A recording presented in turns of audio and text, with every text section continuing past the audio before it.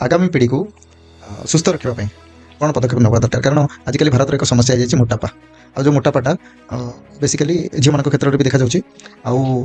भल जो मैंने संभ्रांत परिवार अच्छा से क्षेत्र में भी देखा जाऊँगी मोटापा जो भविष्य में अनेक समस्या सामना करने को पड़ू यहाँ कौन अत्यधिक पोषण जो हो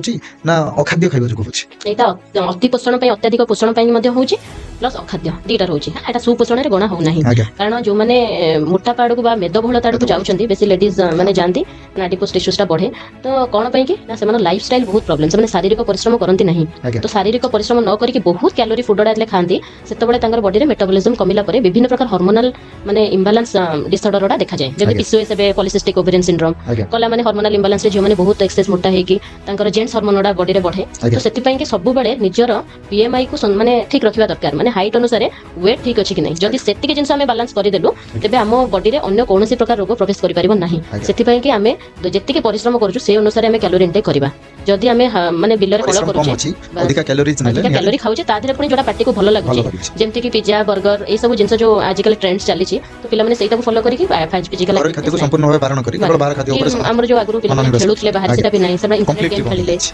तो तांकर फिजिकल एक्टिविटी जेहेतु रहिलानी तेणु करी से मोटापार शिकार हेले तापर हमर हार्मोनल इम्बालांस डिसऑर्डर से बेसी हेले।